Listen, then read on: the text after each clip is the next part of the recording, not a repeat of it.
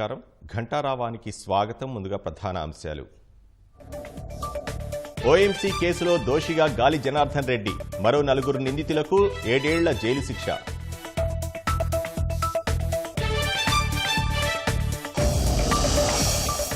కాసేపట్లో జైలుకు దోషుల తరలింపు, నిర్దోషులుగా సబితా ఇంద్రారెడ్డి, కృపానందం.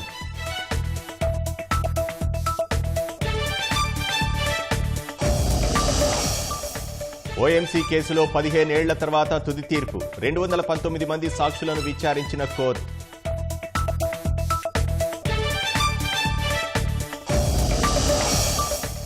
రేపటి నుంచి కొత్త రేషన్ కార్డులకు దరఖాస్తుల స్వీకరణ, నెల రోజుల పాటు మార్పులు చేర్పులకు అవకాశం.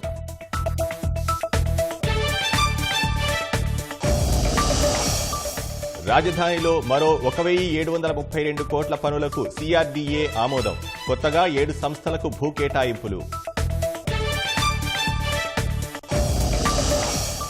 పాక్తో ఉద్రిక్తతల వేళ రేపు దేశవ్యాప్తంగా మాక్ డ్రిల్, యుద్ధ సన్నద్ధతపై తెలుగు రాష్ట్రాల్లోనూ సన్నాహాలు.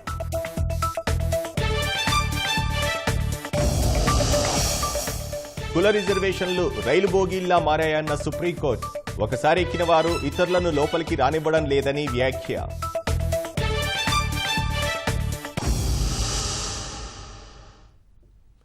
గనిగజని గాలి జనార్దన్ రెడ్డి పాపం పండింది. అనంతపురం జిల్లా ఓబుళాపురం అక్రమ మైనింగ్ కేసులో 15 ఏళ్ల సుదీర్ఘ విచారణ తర్వాత గాలి జనార్దన్ రెడ్డి గనుల అక్రమార్కుడేనని సిబిఐ కోర్టు తేల్చింది. రాజకీయ, ధన, కండబలంతో ఇష్టారాజ్యంగా గనులు తవ్వేసి ఇనుప ఖనిజం దోచుకున్న గాలి జనార్దన్ రెడ్డి దోషి అని ప్రకటించింది. 7 ఏళ్లు జైలు శిక్ష విధించింది. అనంతపురం జిల్లా ఓబుళాపురంలో అక్రమ మైనింగ్తో వేల కోట్లు సంపాదించి ప్రభుత్వాల్ని శాసించే స్థాయికి ఎదిగిన గాలి జనార్దన్ రెడ్డికి చివరకు ఇదే ఓబుళాపురం మైనింగ్ కేసు ఉచ్చు బిగిసింది. ఓబుళాపురంలో సాగించిన అక్రమాలు నిజమని సిబిఐ కోర్టు తేల్చింది. A2 గాలి Janardhan Reddy, A1 BV Srinivasa Reddy, A3 విడి రాజగోపాల్, A7 మెఫజ్ అలీ ఖాన్తో పాటు ఓబుళాపురం మైనింగ్ కంపెనీను దోషులుగా తేల్చింది. గాలి జనార్దన్ రెడ్డికి 7 ఏళ్లు జైలు శిక్ష విధించింది. ఈ కేసులో దోషులుగా తేల్చిన మిగతా 3కి 7 ఏళ్లు జైలు శిక్ష ఖరారు చేసింది. ఈ కేసులో అప్పటి గనుల శాఖ మంత్రిగా ఉన్న సబితా ఇంద్రారెడ్డికి ఉపశమనం లభించింది. ఆమెతో పాటు అప్పటి పరిశ్రమల శాఖ కార్యదర్శి కృపానందంను సిబిఐ కోర్టు నిర్దోషులుగా ప్రకటించింది.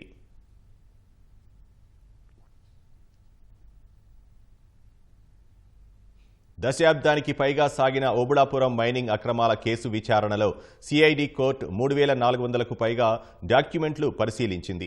219 మంది సాక్షులను విచారించింది. వీటన్నింటి ఆధారంగా గాలి జనార్దన్ రెడ్డికి 7 ఏళ్ల జైలు శిక్ష విధించింది. దోషులందరికీ 10,000 రూపాయల చొప్పున జరిమానా విధించింది.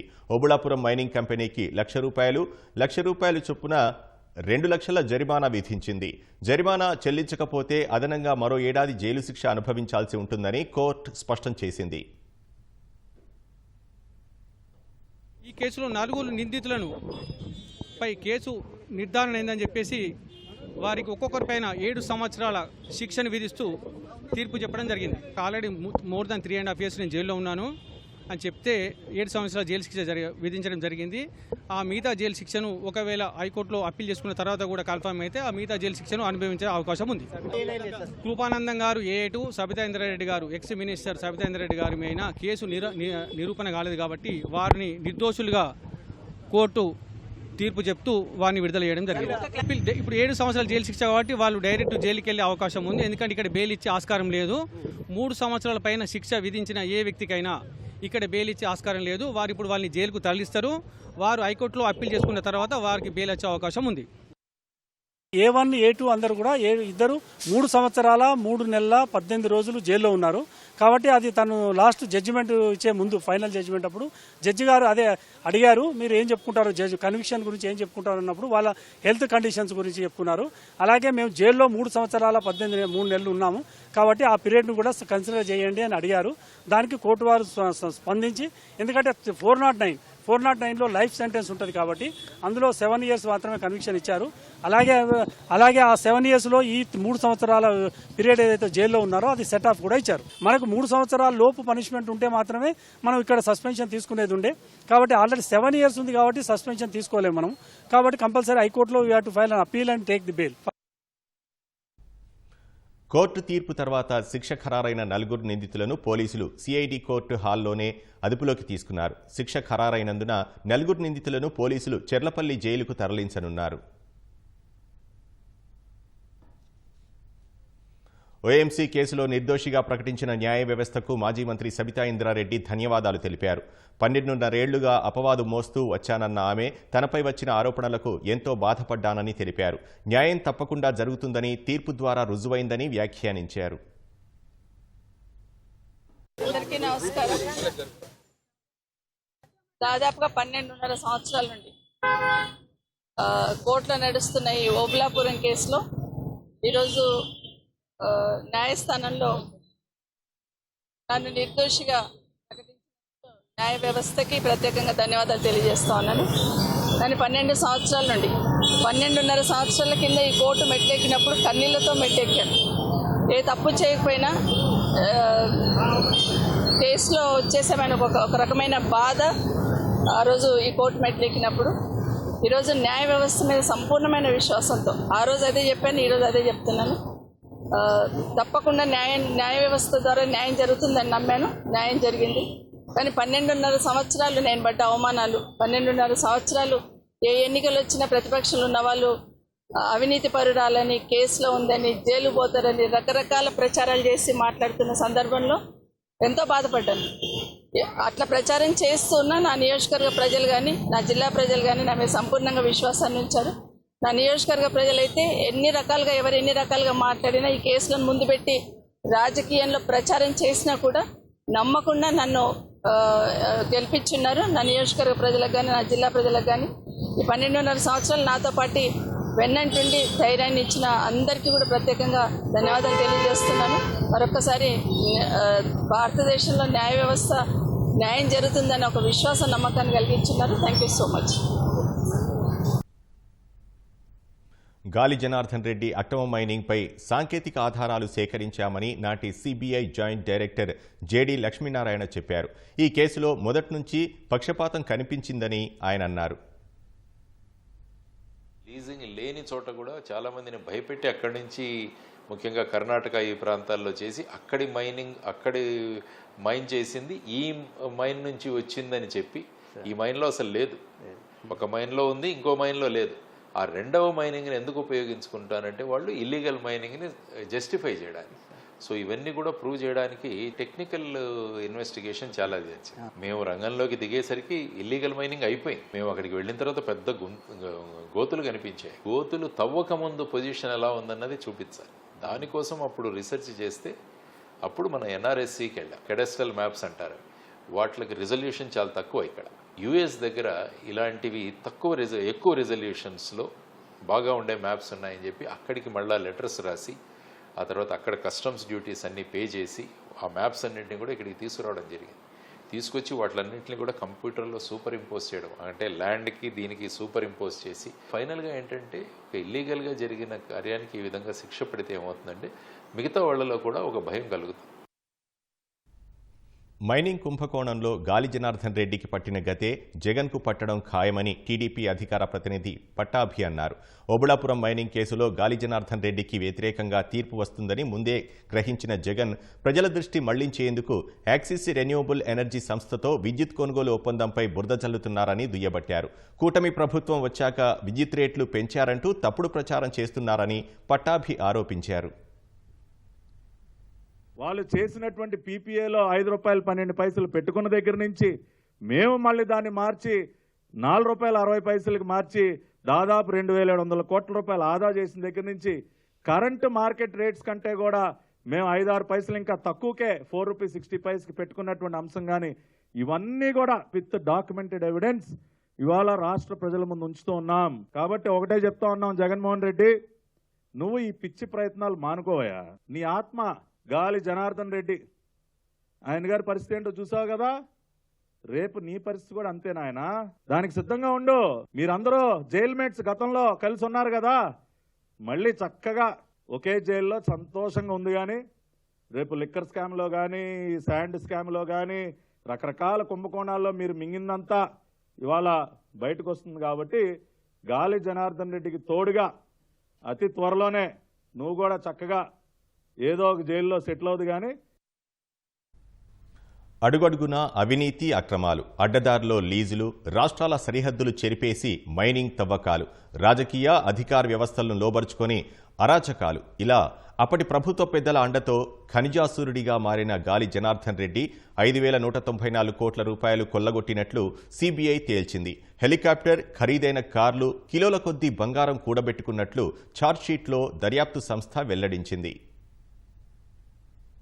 ఓబులాపురం అక్రమ మైనింగ్ కేసులో సుదీర్ఘ విచారణ నేటి తీర్పుతో ముగిసింది. న్యాయ ప్రక్రియను జాప్యం చేసేందుకు నిందితులు ఎన్నో ప్రయత్నాలు చేసినా సుప్రీంకోర్టు కన్నెర చేయడంతో కథ కంచికి చేరింది. దర్యాప్తు బృందాలు, ప్రాసిక్యూషన్ పగడ్బందీగా వ్యవహరించి నిందితులను దోషులుగా నిలబెట్టడంలో సఫలమయ్యాయి. అనంతపురం జిల్లాలోని ఓబులాపురం మైనింగ్ కంపెనీ ఓఎంసీ గనుల్లో అక్రమాలు జరుగుతున్నాయని ఆరోపణ రావడంతో సీబీఐ విచారణ జరిపించాలని 2009లో అప్పటి ఉమ్మడి ఆంధ్రప్రదేశ్ ప్రభుత్వం నిర్ణయించింది. అప్పటి సీఎం రోసయ్య నేతృత్వంలోని ప్రభుత్వం 2009 నవంబర్ 17న సీబీఐ విచారణ కోసం నోటిఫికేషన్ జారీ చేసింది. ఈ విజ్ఞప్తిపై స్పందించిన కేంద్రం అక్రమ మైనింగ్ పై సీబీఐ విచారణకు ఆదేశిస్తూ 2009 డిసెంబర్ 1న నోటిఫికేషన్ ఇచ్చింది. రంగంలోకి దిగిన సీబీఐ 2009 డిసెంబర్ 7న ఎఫ్ఐఆర్ నమోదు చేసింది. ఐపీసీ 120B, 420, 379, 411, 427, 447 సెక్షన్లతో పాటు అవినీతి నిరోధక చట్టంలోని section 13(2), red with 13(1)D, Indian forest act లోని సెక్షన్ 26, మైన్స్ అండ్ మినరల్స్ చట్టంలోని సెక్షన్ 21, రెడ్ విత్ 41 ప్రకారం సీబీఐ కేసు నమోదు చేసింది. సీబీఐ కేసును సవాల్ చేస్తూ ఓబులాపురం మైనింగ్ కంపెనీ ఉమ్మడి ఏపీ హైకోర్టును ఆశ్రయించింది. విచారణ జరిపిన హైకోర్టు 2009 డిసెంబర్ 14న సీబీఐ దర్యాప్తుపై స్టే ఇచ్చింది. హైకోర్టు మధ్యంతర ఉత్తర్వులు సవాల్ చేస్తూ 2009 డిసెంబర్ 16న సుప్రీంకోర్టులో రాష్ట్ర ప్రభుత్వం, అప్పటి టీడీపీ నేత నాగం జనార్దన్ రెడ్డి, బళ్ళారికి చెందిన తపాల్ గణేష్ వేర్వేరుగా 3 పిటిషన్లు వేశారు. దీనిపై విచారణ జరిపిన సర్వోన్నత న్యాయస్థానం హైకోర్టు జారీ చేసిన మధ్యంతర ఉత్తర్వులపై స్టే విధించింది. సరిహద్దు వివాదాల జోలికి వెళ్లొద్దని హైకోర్టు విధించిన స్టే ఎత్తివేయడంతో దర్యాప్తునకు మార్గం సుగమమైంది. సీబీఐ హైదరాబాద్ విభాగం అప్పటి జాయింట్ డైరెక్టర్ వివి లక్ష్మీనారాయణ నేతృత్వంలోని బృందాలు దర్యాప్తును వేగవంతం చేశాయి. ఆ తర్వాత 2011 సెప్టెంబర్ 5న గాలి జనార్దన్ రెడ్డి, ఆయన బామ్మర్ది శ్రీనివాసరెడ్డిని అరెస్ట్ చేసి చెంచల్గూడ జైలుకు తరలించారు. గాలి జనార్దన్ రెడ్డి ఇంట్లో నిర్వహించిన సోదాల్లో 30 కిలోలకు పైగా బంగారం, 3 కోట్ల రూపాయల నగదు, సుమారు 10 కోట్ల రూపాయల విలువైన విలాసవంతమైన కార్లు, అత్యాధునిక హంగులతో ఎన్నికల ప్రచారానికి వినియోగించే బస్సు, హెలికాప్టర్, విలువైన పత్రాలు స్వాధీనం చేసుకున్నారు. ఆ తర్వాత ఐఏఎస్ అధికారి శ్రీలక్ష్మి, గాలి జనార్దన్ రెడ్డి పిఏ అలీఖాన్ కూడా సీబీఐ అరెస్ట్ చేసింది. వందల మంది వాంగ్మూలాలు నమోదు చేసి వేల డాక్యుమెంట్లు పరిశీలించిన సీబీఐ 2011 డిసెంబరులో మొదటి ఛార్జ్షీట్ దాఖలు చేసింది. ఆ తరువాత 2012 మార్చిలో శ్రీలక్ష్మిపై, 2013లో అలీఖాన్పై అనుబంధ ఛార్జ్షీట్లు దాఖలు చేసింది. సబితా ఇంద్రారెడ్డి, కృపానందన్ను మొదటి ఛార్జ్షీట్లో సాక్షులుగా పేర్కొన్న సీబీఐ ఆ తరువాత వారిద్దరు కూడా నిందితులే అని తేల్చి 2014 ఏప్రిల్లో తుది ఛార్జ్షీట్ వేసింది. నాటి ప్రభుత్వ పెద్దలను, అధికారులను అడ్డం పెట్టుకుని గాలి జనార్దన్ రెడ్డి గనుల్ని ఎలా కొల్లగొట్టింది సీబీఐ దాఖలు చేసిన ఛార్జ్షీటు కళ్లకు కట్టింది. 2004లో రాష్ట్రంలో వైఎస్ ప్రభుత్వం అధికారంలోకి వచ్చాకే ప్రతి అధికారి గాలి బృందానికి తనవంతు సాయం చేస్తూ వచ్చినట్లు సీబీఐ దర్యాప్తులో తేలింది. అప్పటి అనంతపురం గనుల శాఖ అసిస్టెంట్ డైరెక్టర్ లింగారెడ్డి, పరిశ్రమల శాఖ కార్యదర్శులు కృపానందం, గనుల శాఖ డైరెక్టర్ రాజగోపాల్ అందరూ కుట్రలో పాత్రదారులని సీబీఐ వెల్లడించింది. పక్క లీజుదారుల్ని బెదిరించటం, కర్ణాటక ప్రాంతాల్లో అక్రమ మైనింగ్ కు పాల్పడ్డం, ఎక్కడెక్కడో తవ్విన ఖనిజాన్ని ఓఎంసీ లీజుల ద్వారా రవాణా చేయడం వంటి గాలి అక్రమాలకు అధికార, రాజకీయ పలుకుబడులు, దౌర్జన్యాలు ఊతంగా నిలిచాయి.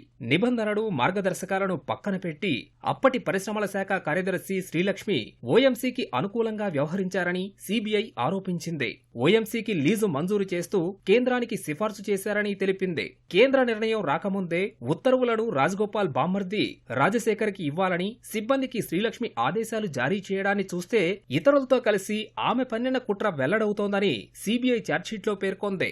బ్రహ్మణి స్టీల్స్ అవసరాల కోసం లీజు మంజూరు చేయాలని అప్పటి ఉమ్మడి ఆంధ్రప్రదేశ్ ముఖ్యమంత్రికి 2007 జూన్ 14న గాలి జనార్దన్ రెడ్డి లేఖ రాశారు. క్యాప్టివ్ అవసరాల కోసమంటూ ఒక్క ఓఎంసీనే దరఖాస్తు చేసినందున రాష్ట్ర ప్రభుత్వం దానికే ప్రాధాన్యమిస్తుందంటూ 2007 జూన్ 18న లీజు మంజూరు చేస్తూ శ్రీలక్ష్మి ఉత్తర్వులు జారీ చేశారు. ఓబులాపురం మైనింగ్ కంపెనీకి సంబంధించిన ఉక్కు పరిశ్రమకు మాత్రమే ఆ ఇనుప ఖనిజం ఉపయోగించేలా మొదట ఫైల్ రూపొందించినప్పటికీ చివరలో ఉద్దేశపూర్వకంగా క్యాప్టివ్ పదం తొలగించి జీవో ఇచ్చారని సీబీఐ ఛార్జ్షీట్లో వెల్లడించింది.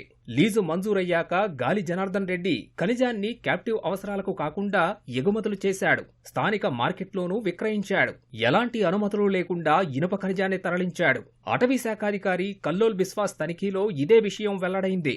ఓఎంసీ, బీఐఓపీ కర్ణాటకలోని బ్లాక్ గోల్డ్ కంపెనీల సమీపంలో ఉన్న సుంకులమ్మ ఆలయాన్ని 2006 సెప్టెంబర్ 3వ తేదీన కూల్చివేశారు. ఆలయ పరిధిలో 10 ఎకరాల ప్రభుత్వ భూమి ఉంది.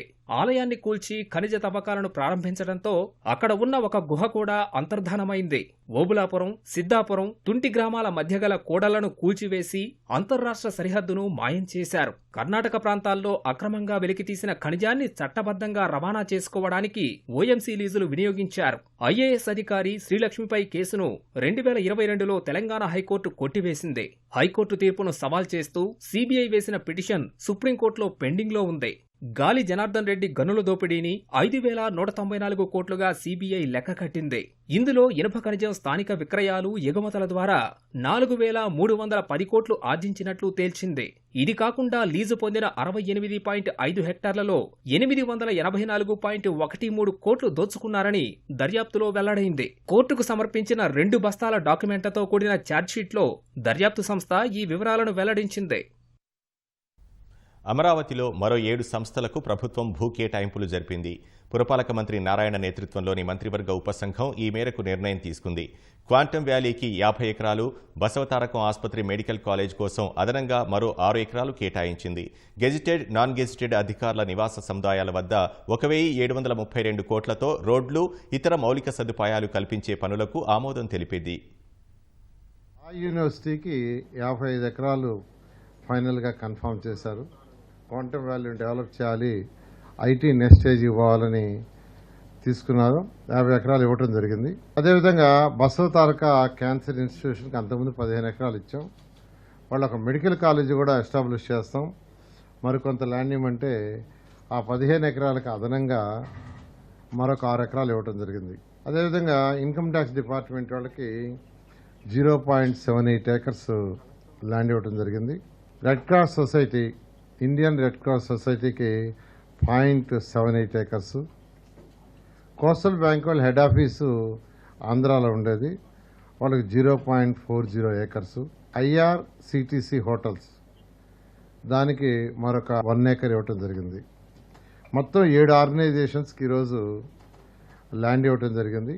ల్యాండ్ అలాట్ చేయటం, అదేవిధంగా అథారిటీలో ఏదైతే టెండర్లు ఉన్నాయో ఆ టెండర్లు యాక్చువల్గా కొన్ని పిలిచేశారు, కొన్ని పిలవటానికి పర్మిషన్ ఇవ్వడం జరిగింది.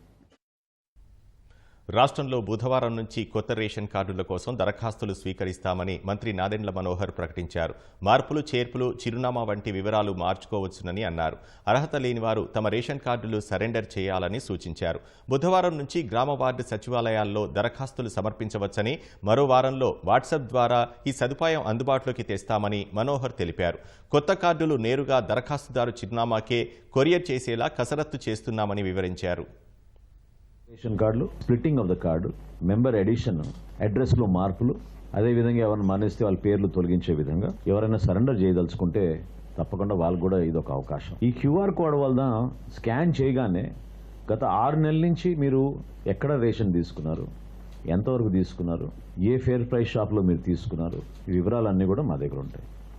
ఆ మార్చుకున్న వివరాలన్నీ కూడా ఇమీడియట్గా ఆటోమేటిక్ అప్డేషన్ మా రికార్డ్స్లో సిస్టంలో ఇమీడియట్గా జమ అవుతాయి. 95% ఈకేవైసీ అయిపోయింది. ఆ 5%లో కూడా మాకు వచ్చిన లెక్క 6,75,000 మందికి ఈకేవైసీ అవసరం లేదు. ఎందుకంటే 5 సంవత్సరాలు లోబడి ఉన్నారు, 80 సంవత్సరాలు దాటిన వారు ఉన్నారు. ఇంకెవరైనా ఉంటే వాళ్ళకి ఈ సర్వీసెస్ ఎక్స్టెండ్ చేస్తున్నాం. మీరు ఈ సర్వీసెస్ని ఉపయోగించుకుని ఆ మార్పులు చేయండి. మీ కార్డులో ఉన్న డీటెయిల్స్ కూడా ఒకసారి మళ్ళీ మీరు చెక్ చేసుకోండి. ఎందుకంటే మేము ప్రింట్అవుట్ చేసినాక మళ్ళీ మేము పంపించలేము కదా. వన్స్ అండ్ ఫర్ ఆల్ ఉపయోగించుకోవడానికి కార్డుని మీరు చెక్ చేసుకోండి. చెక్ చేసుకున్న తర్వాత మేము జూన్ మాసంలో రాష్ట్ర వ్యాప్తంగా వీళ్ళందరికీ కూడా డిస్ట్రిబ్యూట్ చేస్తాం. పహల్గాం ఉగ్రదాడికి ప్రతీకారం తీర్చుకునే యోచనలో ఉన్న భారత్ శత్రువులు ప్రతిదాడి చేస్తే ఎలా ఎదుర్కోవాలో ప్రజలకు అవగాహన కల్పించేందుకు సిద్ధమైంది. దేశంలోని 259 జిల్లాల్లో యుద్ధ సన్నద్ధతపై మాక్ డ్రిల్స్ నిర్వహించనుంది. వైమానిక దాడులు, బాంబు దాడులు జరిగితే ఎలా రక్షించుకోవాలో ప్రజలు, విద్యార్థులకు తెలియజేయనుంది. అత్యవసర పరిస్థితులు ఏర్పడినప్పుడు చేపట్టాల్సిన చర్యలపై 2010లో రూపొందించిన మార్గదర్శకాలను అనుసరించి మాక్ డ్రిల్స్ చేపట్టాలని రాష్ట్రాలకు కేంద్ర హోంశాఖ సూచించింది.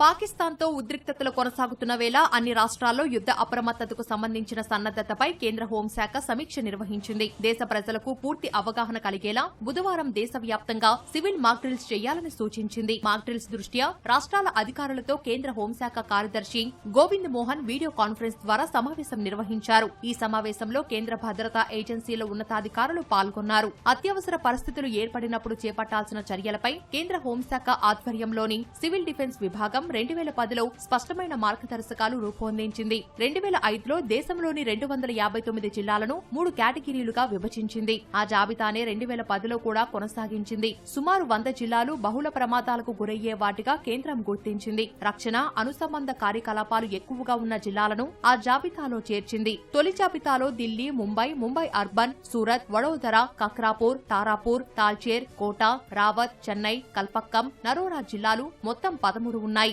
రెండో జాబితాలో హైదరాబాద్, విశాఖపట్నం సహా 201 జిల్లాలు ఉండగా మూడో జాబితాలో 45 జిల్లాలు ఉన్నాయి. ఈ 259 జిల్లాల్లోనే బుధవారం దేశవ్యాప్తంగా యుద్ధ సన్నద్దత చర్యలు చేపట్టాలని హోంశాఖ కార్యదర్శి సూచించారు. పాకిస్తాన్ సరిహద్దుల్లో ఉన్న గుజరాత్, పంజాబ్, హర్యానా, జమ్మూ కశ్మీర్ రాష్ట్రాలకు ప్రత్యేక సూచనలు చేసినట్లు సమాచారం.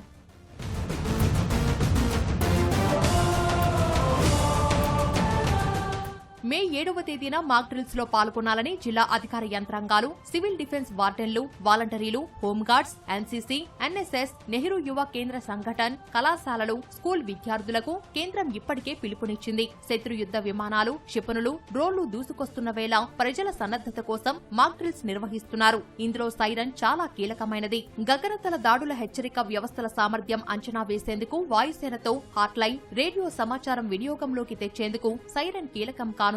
పౌరులు, విద్యార్థులకు శిక్షణ ఇవ్వడానికి, సంక్షోభ సమయాల్లో పౌరులు ఆత్మరక్షణ చేసుకోవడం కోసం మాక్ డ్రిల్స్ నిర్వహిస్తారు. సివిల్ డిఫెన్స్ సర్వీసులను క్రియాశీలం చేయడం, వాటి స్పందనను పరిరక్షించడం కూడా ఇందులో ఇమిడి ఉంది. వీటిలో వార్డెన్ సర్వీసులు, అగ్నిమాపక, సహాయక, తరలింపు ఆపరేషన్లు వంటివి ఉంటాయి. ప్రజలను సురక్షిత ప్రాంతాలకు తరలించే ప్రణాళిక పనితీరును అంచనా వేసుకోవడానికి కూడా మాక్ డ్రిల్స్ ఉపకరిస్తాయి. మాక్ డ్రిల్స్ లో కీలక పరిశ్రమలు, ప్రభుత్వ భవనాలు, సైనిక అవుట్పోస్టులు, విద్యుత్ స్టేషన్లు, కమ్యూనికేషన్ హబ్స్ ను, ఉపగ్రహాలు, ఇతర గగనతల నిఘాకు కనిపించకుండా చేయడం సాధన చేయనున్నారు.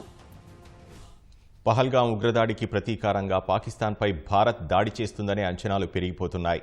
భారత్ దాడులకు భయపడుతూనే అలా చేస్తే తీవ్ర పరిణామాలుంటాయని పాకిస్తాన్ మేకపోతు గాంభీర్యాన్ని ప్రదర్శిస్తోంది. ఇప్పుడు ఏకంగా ఆ దేశ మాజీ దౌత్యవేత్త అబ్దుల్ బాసిత్ భారత్ దాడి చేస్తుందని తేదీలను సైతం చెప్పడం సంచలనం సృష్టిస్తోంది. మరోవైపు పాకిస్తాన్ అస్తిత్వం ప్రమాదంలో పడితే ప్రపంచంలో ఎవరూ ప్రాణాలతో మిగిలి ఉండరని ఆ దేశ రక్షణ మంత్రి రెచ్చగొట్టే వ్యాఖ్యలు చేశారు. పహల్గాంలో పర్యాటకులే లక్ష్యంగా జరిగిన ఉగ్రదాడి తర్వాత పాకిస్తాన్, భారత్ మధ్య తీవ్ర ఉద్రిక్తతలు చోటు చేసుకున్నాయి. ఉగ్రవాదాన్ని పెంచి పోషిస్తున్న పొరుగు దేశంతో చేసుకున్న ఒప్పందాలను రద్దు చేసుకుని కఠిన నిర్ణయాలు తీసుకుని భారత్ పరోక్ష యుద్ధం చేస్తోంది. భారత్ ప్రతీకార దాడులు చేస్తుందన్న భయంతో వణుకుతూనే అలా చేస్తే తీవ్ర పరిణామాలు ఉంటాయని పాకిస్తాన్ మేకపోతు గాంభీర్యాన్ని ప్రదర్శిస్తోంది. పాక్ పై భారత్ దాడి చేస్తుందని, సైనిక చర్యకు ప్రణాళిక రూపొందించినట్లుగా విశ్వసనీయ సమాచారముందని ఇప్పటికే పాక్ మంత్రులు కొందరు వెల్లడించారు. ఇప్పుడు ఏకంగా పాక్ మాజీ దౌత్యవేత్త అబ్దుల్ బాసిత్ భారత్ దాడి చేసే తేదీలను సైతం చెప్పడం సంచలనం సృష్టిస్తోంది. రష్యా విక్టరీ డే వేడుకల తర్వాత ఈ నెల 10, 11 తేదీల మధ్య పాకిస్తాన్ పై భారత్ ప్రతీకార దాడులు చేసే అవకాశముందని సామాజిక మాధ్యమం ఎక్స్ లో పోస్టు చేశారు. ప్రస్తుతం ఆయన చేసిన ట్వీట్ వైరల్ గా మారింది.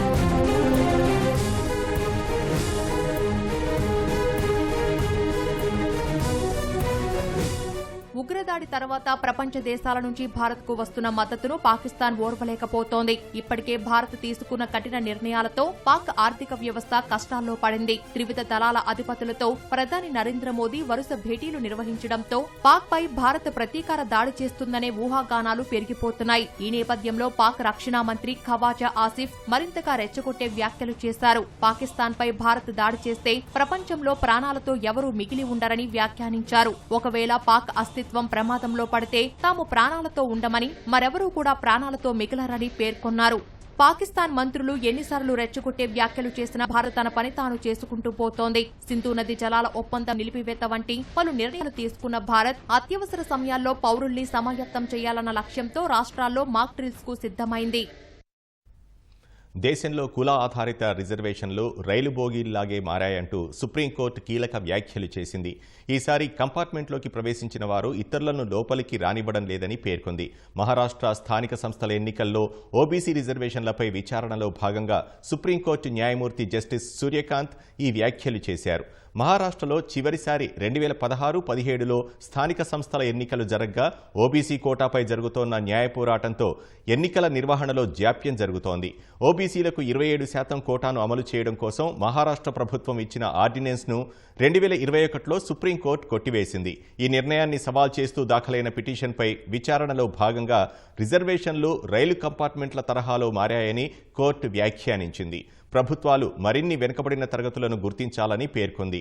రాజకీయంగా, ఆర్థికంగా, సామాజికంగా వెనుకబడిన వ్యక్తులున్నారని, వారు రిజర్వేషన్ ప్రయోజనం ఎందుకు పొందకూడదని ప్రశ్నించింది. 4 వారాల్లో స్థానిక సంస్థలకు ఎన్నికలు నిర్వహించాలని మహారాష్ట్ర ఎన్నికల కమిషన్ను కోర్టు ఆదేశించింది.